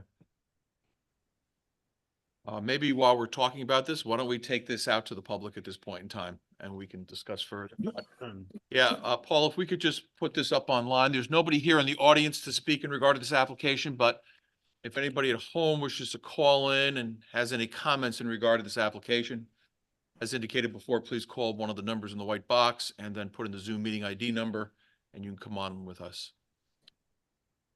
I don't know what the other board members think. I mean, No, I will say that everything they have done in the past, they have done above and beyond, and they're very good neighbors based on Yep. what they did in the past. I feel like the operation seems kind of, Contained. yeah, secluded a little bit. It's not, if they're right on top, if this was in the middle of Rock, we might have a problem. Right. But, I don't really see that here, so, yeah. No, the existing structure. And if you add the 100-foot setback, your house is 200 feet away, 200 feet away, you're still plenty of setback. You're only, right. But, you know, And they'd only be gaining another 60 foot and I don't, Right. you know, neighbors. Not like they're just not on it. I don't think they're actually gonna operate. Now, the current I mean, driveway that's there, is that the main way there would be going in and out with traffic for the fall events of picking and transportation of making your cider and applesauce? There's a cut through from 84 to 78. And that's the main area that they will probably be transporting apples from 84 over to 78 side. So they probably, the driveway probably would not, other than sending the product off premise to, you know, farmers markets or to whatever outlet we are sending the apples or the final products to. But in terms of the movement around the property, there's a cut through between 84 and 78 that there's no one around. It's all within our property. And you know, over the last couple of years, as we've put this farm together, we've actually, other than the tractor, the only thing we've ever needed was a pickup truck to move, you know, apple cider, apples, whatever, on and off site. So it's not big enough that it will, you know, there'll be a need for a lot of tractor trailer or anything like this. Pickup truck's going to be able to handle the whole operation. I'm going to rephrase my question. The entrance from the previous owner on Mosman Avenue is basically across from North Lane. We are not talking about there. We are talking about the previous parcel you bought from the lights. Is that the parcel you'd be using because of the fact that you have a very tight turn there with the additional traffic that's been flowing through there through the years? So where would the traffic be coming out? On the lights property that you purchased a long time ago, or across from North Lane? Definitely North Lane. Okay. The traffic will be coming out of 78 Mosman. Anything that's coming out of our farm in terms of production will be coming out of 78 Mosman. Definitely not 84 Mosman or 82 Mosman. 82 is our primary home residence. And 84 Mosman also is an extension of that. That's where the tennis court, that's where a greenhouse, that's where the cottage is. And so all of that is, as you all well know, is really nicely developed, and we're not going to ruin that to bring in traffic and trucks and all that type of stuff. Everything will have to come out of 78 driveway. And as Don mentioned before, we don't plan this to be some huge production industrial delivering to. This is just small private label batches. This all started off as a hobby of mine. I just started making cider and applesauce and giving it to friends and family. And all of a sudden, you know, it's like, okay, restaurant said, could you do something for us? So now I do. Now he's making me charge all my friends and family for apple cider. No, I do realize, all right, my concern is, I know it's not going to be commercialized tractor trailers going in and out. It's just the fact of the additional 1 or 2 cars a week. You know, in the sense of, if it was where the lights property used to be, especially if someone's heading towards Route 100 on Mosman Avenue. Again, the line of sight, that's what I was concern You, with. you know, you're 100% right. And the driveway egress and access out of 82, which is our primary residence, is perilous. I mean, every time I put up a convex mirror so I could try to monitor the traffic, but you're 100% right. That one driveway is perilous. The other two, 78 and 84, you definitely have a much better field of vision as to oncoming traffic. I'm well aware of your, the previous owner, Thurman's. Yes, Yes. John, right, John. Yeah, Thurman's known me since I was like 2 years old, so I know the property very well. Wow. That's amazing. Yeah, Johnny was a great guy. When we bought the property, he showed me every single flower and plant on the property, which we kept intact most most of it. So he was really passionate about the property, and it was one of the reasons why we decided to buy it. Okay, so we haven't had any, Denise and Paul, I assume we haven't had anyone call in or comment in regard to the application? No. No. Okay. Further comments or questions from the board members? No, I I'm do in not. favor of the application. I think just want to make sure, not that I don't trust your word, but that there's no public access. So I would just add a condition to the variance grant. Yep. Mhm. The applicant have any objection to us putting a condition on the variance that no public access be granted to the property for apple picking? No, no problem. That's fine. Yeah, no, definitely not. We value our We live privacy. there. We don't need a bunch of Right. people walking around picking our apples. Yes, we value our privacy very much, as I'm sure you may know or have heard. And we don't want the public on our grounds. I don't want to wake up and see someone in our pool, because that wouldn't be a good thing. Obviously, our concern is, 100 people on the property picking apples, that's in cars, that's not good for the neighborhood, obviously. So nope. that would There, be a- right. There are other farms around that they could go to. There's Stewart's, there's a bunch of other from Mascout. That's not going to ever be our property, because we bought that house to sort of our little escape from the city, and not to sort of engage the public in that way. We're very private people. We like our privacy, so that's not the plan here. So we're fine with you putting that on the variance, but just be assured we have an art collection. We don't want people. Hey, don't tell everybody everything. Property. So yeah. Okay. All right. Any further comments or questions from the board? Okay. Does the applicant have anything further to say, the architect, attorney, or the applicant, before we vote on this application? This is the attorney. I have 5 more pages of notes, and I was going to try to earn my fee, but it sounds like your board understands what a low impact and a low intensity farm use this is going to be. So smart lawyers know when to stop talking. So I'm going to stop talking.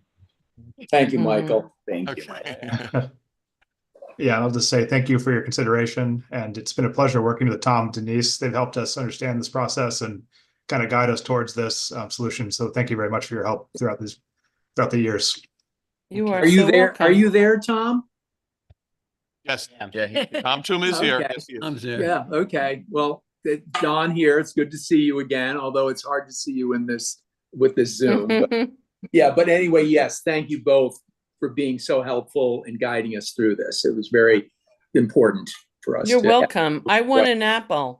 Of course. We still have cider. Oh, cider works. I'll have some dropped off. Okay, so if there's no further questions, last chance for comments from the board, or we're going to go to a vote. Okay, let's have a motion as to the type of action. A motion for a take 2 action. Second. Ms. DiPolito? Aye. Mr. Gio? Aye. Mr. Hardin? Aye. Mr. Lansky? Aye. Mr. Newman, Aye. Mr. Padavani, Aye. Chairman Canestra. Aye. Thank And we you. have, and we have a motion in regard to the application for the two variances and any conditions we might want to put on it. Motion to grant the application for the two variances as submitted with the condition that the property not be used for public access such as Apple. I'll second that. Ms. DiPolito, Aye. Mr. Gio. Aye. Mr. Harden, Aye. Mr. Lansky, Aye. Mr. Newman, Aye. Mr. Padavani, Aye. Chairman Canestra. Aye. Congratulations, gentlemen, your application has been granted. I appreciate the Thank apple. you. Thank you very much. We Yeah, really it's appreciate the exciting. Yeah. consideration and of course the approval and the time you guys give up in the evening for this. So thanks. Thank you. Thank you, everyone. Have a good evening. Thanks, Okay. you. Thanks very Bye-bye. much. Thank you. Night. Good night. Good night. Okay, so we're going to continue on our agenda. Maybe what we'll do is, how about if we approve the January minutes before we talk about the floor area discussion? Has everyone had a chance to review the January 16, 2024 minutes? Yes. Was of our last meeting. I have to recuse myself for voting. Okay. Arnie will recuse himself if you're not present there. That's fine. Any problems or issues with the minutes? All right, we're just going to No. approve by voice consensus. All in favor? Aye. Anyone opposed? Any abstentions? Nope. Okay. Denise, the minutes for January 16, 2024 are approved. I will also make mention that our next meeting is April 16th, 2024. Just for scheduling and things like that. Yep, and we do have applicants. We do have applicants. Okay, so we will have that meeting. Then one more item that we have on our agenda this evening, we were having a board discussion or wanted to have a further discussion regarding the definition of floor area in the code. It has come up on numerous applications. I want to thank Board Member Tom Newman for putting together some information for us to kind of look at this issue. Maybe, Tom, we should start with you, since you've done a lot of the hard work here as to what's going on in regard to the application. I mean, the issue that we can Sure. have a discussion. So just to refresh, with the code with regard to accessory apartments states that the minimum floor area for an accessory apartment shall be 300 square feet and have a maximum floor area of 800 square feet. The issue that has come up with us and that I guess, and that gives Tom some issues, that floor area is not specifically defined in our code. However, gross floor area and livable floor area are definitions that exist within our code. So a simple solution would be to choose one of those two and simply alter the language 170-70E to use one of those two definitions. Of course, we could use other definition. We could write our own definition. We could state definition. But in looking at these, I think the livable floor area definition probably covers it and makes it more clear. And the reason between the two existing definitions, gross floor area and livable floor area, gross floor area refers to the floor area of a building. Livable floor area talks about a dwelling unit. Might lean itself a little more towards an accessory apartment. And livable floor area, I guess we're talking about the concept of the interior space excluding, as it indicates here, heating rooms, garages, things like that. Right, so it is the outside limits of the dwelling, but it has that list of exclusions. Oh, this is outside walls. Okay, yep. It does mention half story, which has different calculations, but those are defined and we know what those are. So if we were comfortable with the exceptions here, garages, cellars, heater rooms, basements, porches, and breezeways, then that would be a very simple solution. But open to comments if anybody thinks we want to get I don't think we should make it too complicated. I think keeping it simple using this is going to remain consistent with other sections of the code as well. I would like livable floor area versus growth. Right. Now that's from exterior wall measurements. Tom, in the past, I guess you've measured generally inside the buildings, right? I mean, this will have a little bit of an effect.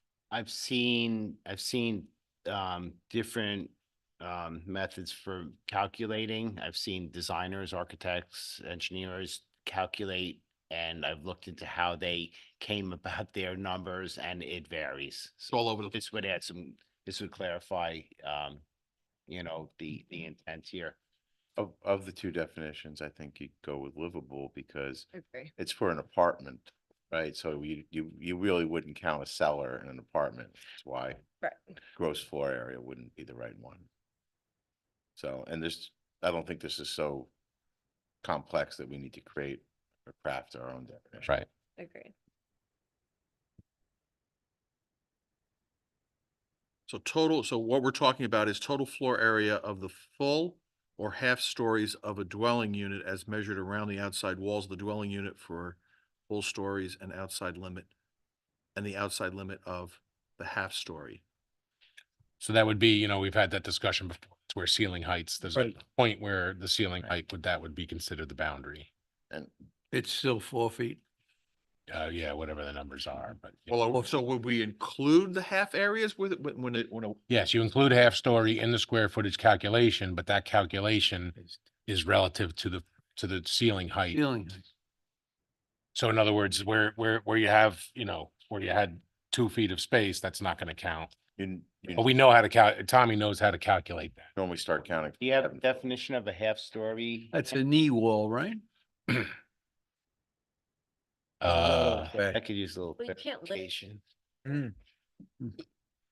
Most people start at the 7-foot line. The slope, yeah, it's a sloped roof and there's a point where you would stop. Our code defines a half story though. That's what we need Yeah. to look at.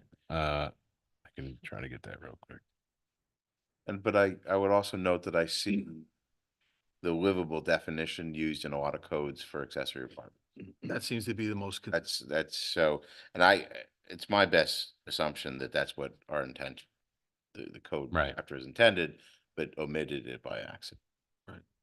And what are you making it now?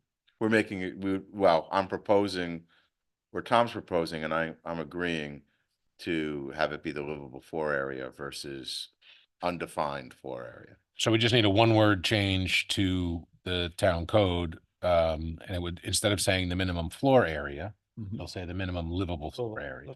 Right. And one That's- story is 7 feet 6 inches from finished floor to ceiling.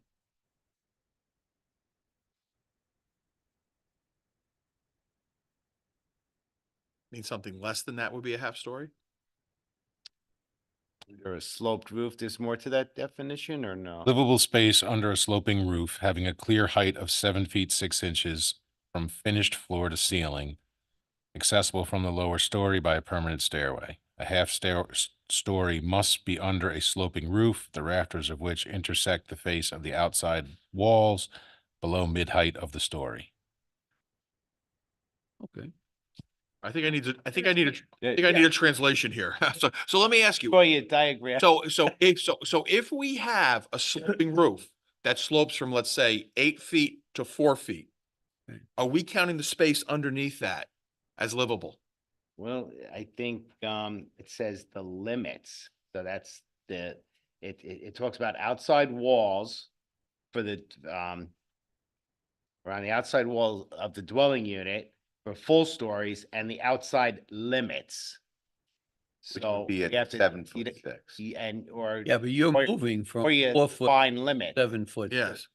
So the way I see it is when you have a half story, that limit starts when you hit 7'6". 7'6" from the That's floor. See it. That's- Somebody in the future gonna see it. Yeah.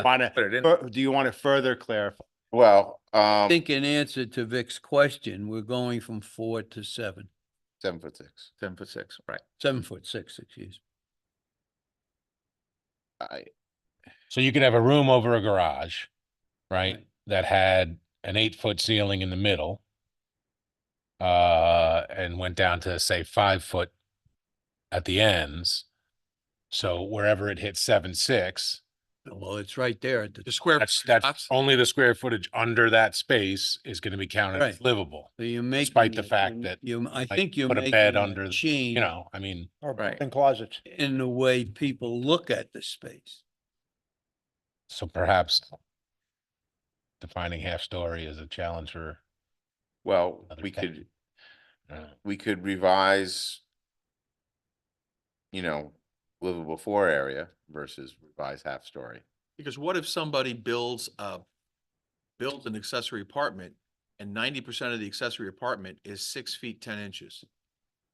That's something that people could live in and use, but walk around it. But the rafters the roof has to be a slope, right? You're talking about like Right. A-frame Right, only. a You slope. can't just have a lower ceiling. It has to be sloped. Yeah, but you Side. But if they wanted a bigger accessory still apartment. have they a could just slope. make it slope. From what Yeah. he's talking about, you'd have a slope. It would be what used to be called a Dutch frame Right. years Right. ago, where the roof doesn't slope all the way down, it slopes part of the way down. Yeah, gambrel. Yeah. And then that would considerably increase the actual floor area, livable floor area.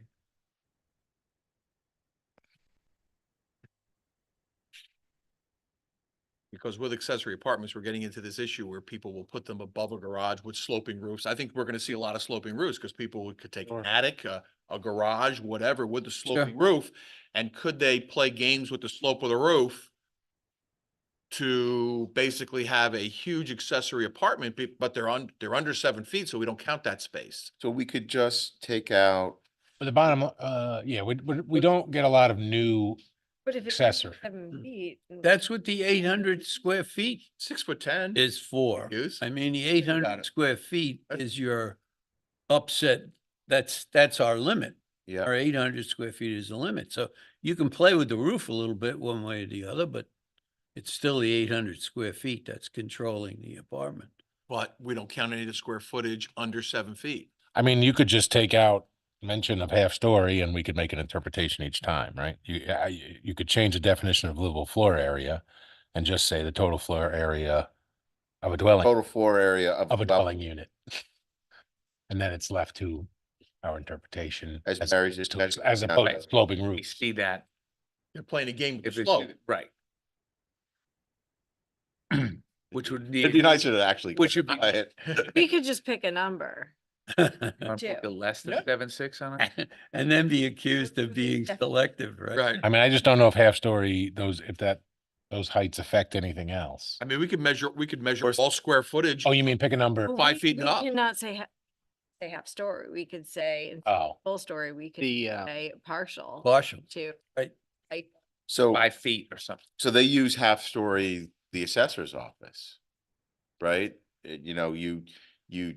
When you put in when you do your assessments and you have a conditioned half story, you put it in at 50%. So it affects taxes, tremendously. That's where the 4 foot come from. So that's why like you kind of want to get away from changing many definitions. right. right, You do get a ripple pond thing going. right. Yeah. Which is why I'm saying we don't change the definition. We just change the and put our own height in. We can do that. We could, instead of changing we just go to the accessory apartment part and change that versus changing the definition. Just for the accessory. Just for. Yeah, just for accessory Oh, apartment. in 170-70, Yes. the actual accessory apartment. That's the easier Oh. place to change it versus, Yes. because then we're not rippling through the code. I mean, we should count all square footage 5 feet and up as far as ceiling height, Yeah. like that, because you can't really, Yeah, you can't really function in under 5 feet. So 5 feet and up, but if you had an apartment, like I said, at 6'10", you could walk around in that. Well, usually usually what I would see in houses like that is they're sort of walled off and, it's a little, it becomes a Closet. short Right. closet storage space, which closets are included in livable space. So But not habitable space. So, Right, but for the square footage of an accessory, we want the livable. Otherwise, everything. Right. You gotta think how people are gonna manipulate this, right? You know, we gotta look at, So we want, play devil's advocate. so do we want to add a sentence to the accessory apartment code suggesting that the square footage calculation would include Yeah. any livable space or livable floor area, which is defined, that is at least 5 feet or higher? 5 feet high. I think that's a good number. Yeah. And and because So Then you're gonna. because get a half person story, that- because we're using half story, because the definition of livable floor area includes the term half we're not gonna stories. use livable Are we floor area. conflicting? Well, I think we've Just- got to rewrite it. just, how about just I think Oh, we you mean, should- get rid of half story and put in 5 feet? No, I think just to accessory apartment, we're gonna So, write yeah, so words, 170-70. so we're not gonna define, difference it, and we're not gonna change the definition of livable floor area. Unless you add a definition, a totally new definition and create But- your own language. But then we might as well just do that in 170-70E, right? Minimum floor area for an accessory apartment shall be 300 square feet and have a maximum floor area of 800 square feet. Such floor area will be calculated from Yes, the height of 5 foot yes. and then finish that sentence, and then we don't impact any other part of the code. Exactly. Mm-hmm. Okay. great, I think that's the way to go. I love it. That way we know exactly what we're measuring. Yep. And we don't, So it would be the Anything else? limits of 5 feet. yes, 5 5 feet And high. Everyone Out- comfortable with 5 feet? Yeah. Yeah. Can't really walk around and. Under 5 no, feet, no. right? 5'11", Closet. you're officially a midget. Okay, and then will you also, since we're not using a definition, will you also then include exclusions? Garages, cellars, heater rooms, basement. I think we should stick with that, yeah. Um, I think you're just gonna paraphrase the yeah, I think you're, area. Yes. under- I, I, Livable floor area modified for 5 feet and up. and Get rid of excluding, This is half Gonna get rid of the half story. storage, yeah. excluding garages, cellars, Right. Eating rooms. unconditioned space. Livable floor area modified, as Melissa said, or, 5 feet. That works. Right, that's reasonable? I mean, that's. Yeah. So Tom, Yeah, will you draft out something to send out to everybody? Because then ultimately I have to do a memo to the town board. correct. I'll take a shot at drafting and then I'll ask for input. Yeah. That would be good. And of course, you'll send that to Tommy as well. Sure.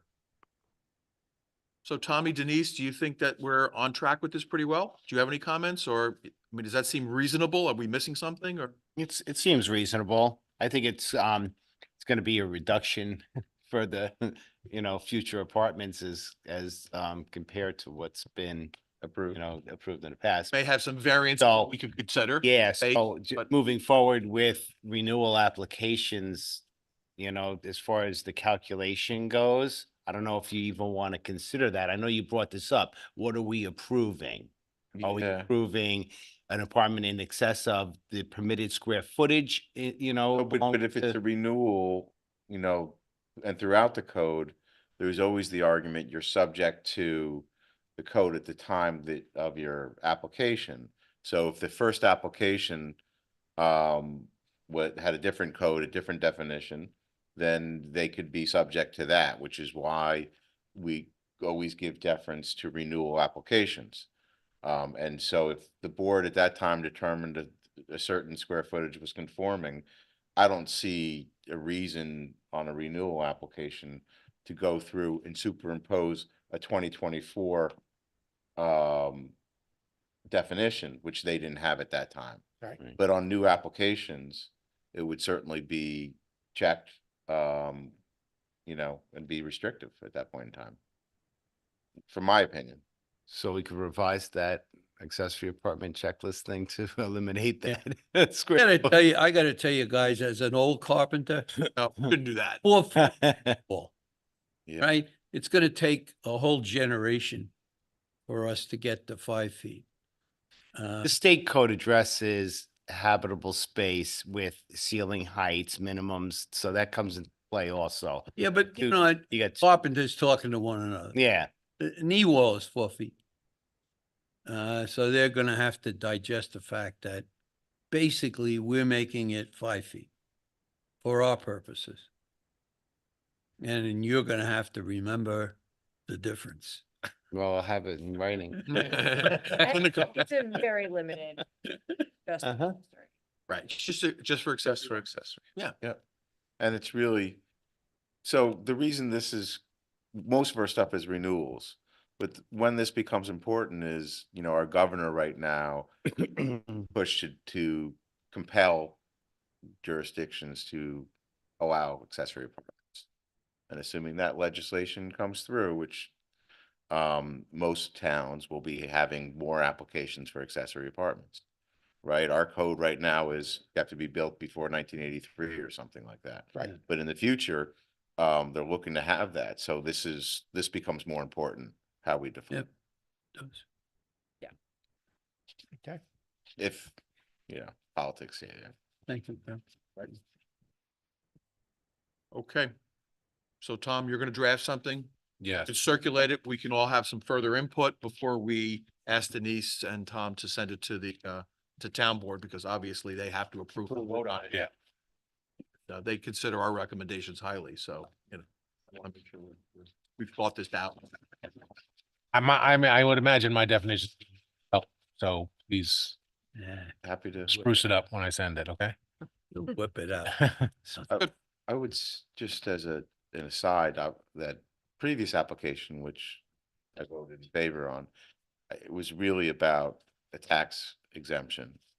And that's just, I don't see it having a great impact, the farming on the neighbors. I think it has a different purpose. But. Well, that's I- why they're going to all the trouble they're going to. Yes. so- Tax- Real estate tax. They're after the tax exemption. Yeah, so, you know, I stand by our decision, but that's Yeah, just, right. wasn't about this. No. We covered it either way. We covered it as if it would be an operating farm. So Yeah, that's good. Yep. what we needed to do. Did the right. Okay, any further discussion or items covered tonight? Or we're all good. set? Okay, we're gonna end the meeting then right now. Night, everybody, and that's gonna be it for tonight's meeting. Thank you.